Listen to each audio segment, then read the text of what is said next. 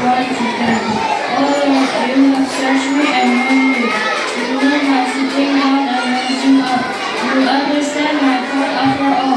You complete my path and my lying down, and are acquainted with all my ways. For there is not a word on my tongue. But behold, O Lord, you know it all together.